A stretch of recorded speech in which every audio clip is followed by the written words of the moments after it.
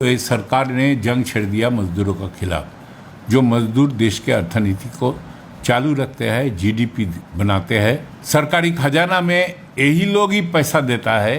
अप्रत्यक्ष कर के जरिए आमी लोगों तो टैक्स चोरी करता है और यही मजदूरों के खिलाफ एक जंग छेड़ दिया।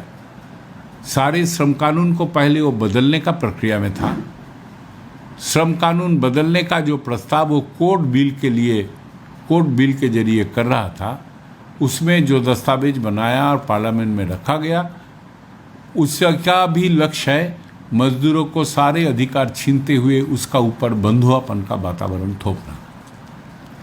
अभी लॉकडाउन आने का बाद ये सरकार के दिमाग में नए स्ट्रैटेजी आया, जो लॉकडाउन रहते हुए सामूहिक रूप में जो एक सारे कामकाज बंद पड़ा है, इसी परिस्थिति का मौका उठाते हुए सारे श्रम कानून को एलिमिनेट करने का दिशा में अभी वो एक पर एक कदम उठा रहा है। शुरुआत किया है 8 घंटा के काम को 12 घंटा करने में। 8 स्टेट में वो नोटिफिकेशन जारी किया और सरकार, केंद्रीय सरकार, मोदी के सरकार ये स्ट्रैटेजी लिया, जो पहले अपने पिट्ठू जो सरकार है राज्य में उसको मैदान में छोड़ दो, गले का कॉलर ढीला करते हुए, बाद में उसको नेशनलाइज करो, सेंट्रल लेवल करो। यही स्ट्रैटेजी लेके वो चल रहा है। जब 14 में मोदी आया, वो पहला वो जो करना चाहता था राजस्थान, उसका अपने सरकार राजस्थान में था, वसुंधरा राज्य सरकार, उसको देके करवाया और उसके बाद वही प्रस्ताव वो सेंट्रल लेवल में लेके आया।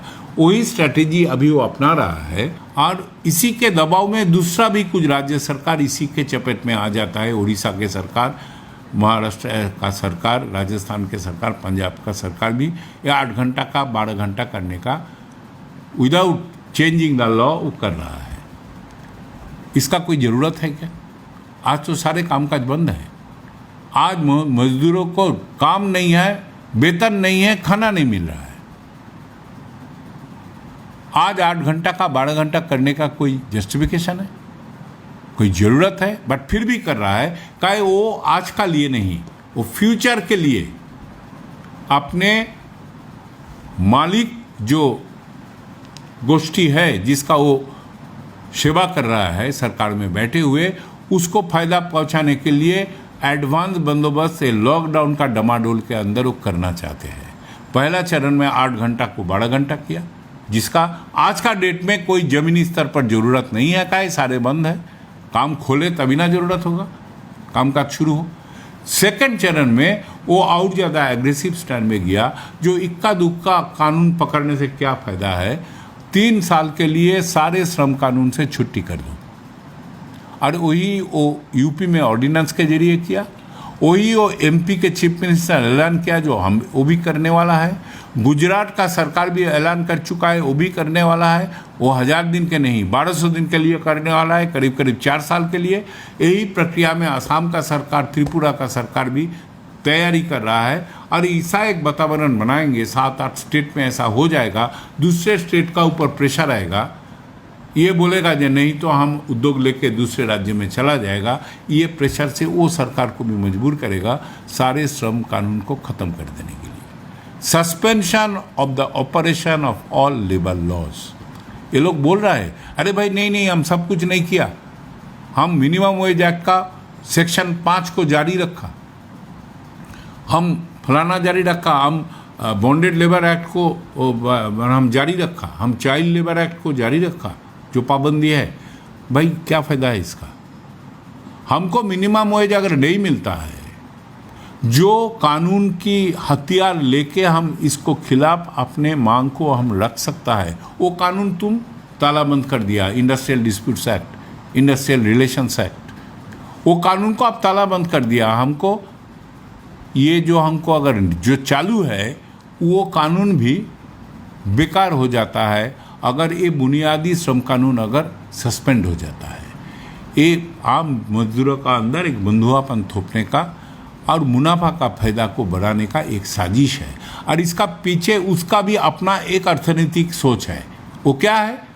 जो जब देश भर मंदी चल रहा है, दुनिया भर मंदी चल रहा है, उत्पादन जब घटते रहता है, ये है ग्लोबल फिनोमेना, वैश्विक मंदी के चलते।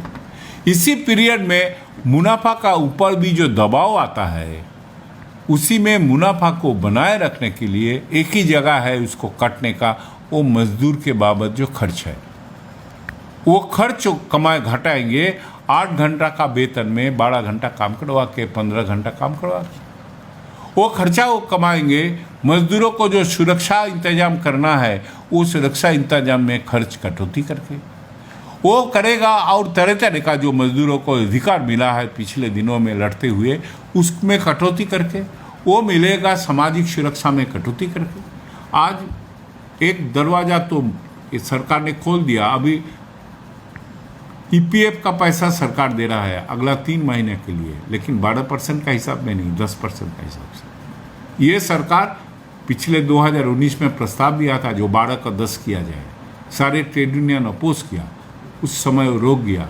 बाद में जो सामाजिक सुरक्षा का कोड लाया उसी में क्लियर प्रोविजन रखा, जो ईपीएफ ईएसआई का जो चंदा है, जो कंट्रीब्यूशन है बोथ साइड, ये कानून हो जाने का बाद भी अगर सरकार चाहे तो बदल सकता है। ऐसा ओपन एंडेड एम्पावरमेंट कर दिया वो सरकार, ऑल एप्रोप्रिएट गवर्नमेंट। मतलब ये कम करने का दौरान शुरू कर दिया। एक चीज़ याद में रखना जरूरी है, जो मजदूरों का डिमांड नहीं है जो कंट्रीब्यूशन को रेट को घटाओ। मजदूरों ने पहले ईपीएफ का कंट्रीब्यूशन था 833, हम लड़ाई करते हुए इसको 12% किया। पहले ईएसआई का कंट्रीब्यूशन बहुत कम था, हम लड़ते हुए इसको 5% ले गया, बोथ साइड 5 के ऊपर 6.5 में ले गया था। आज वो घटा के मजदूरों का 4%, मालिकों का 5% कर दिया, 6.5 से घटा के ऑलरेडी। और ये हमारे लिए खतरनाक इसीलिए है, जो पीएफ का पैसा हम आज के लिए नहीं, भविष्य में जब काम करने के लिए लायक नहीं रहेगा, वही जिंदगी के लिए पीएफ का पैसा हमको सहारा बनेगा। वो उसका जो प्रक्रिया को वो कटने का कोशिश कर रहा है। क्यों? मालिकों का राहत मिल जाएगा उसी दिशा में। तो ये श्रम कानून में ये सब जो कोड में जो करना चाहते थे, बिना कोड को पारित करते हुए वो ये कर रहा है।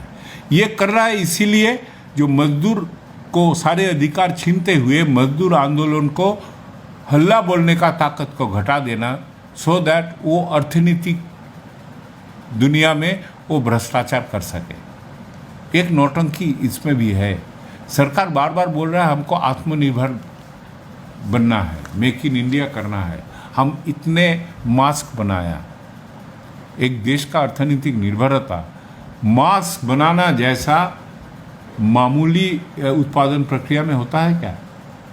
तुम डिफेंस डील में टेक्नोलॉजी ट्रांसफ़र का जो प्रोविजन था आज़ादी के बाद से जो लागू हुआ, वो बंद निकाल दिया।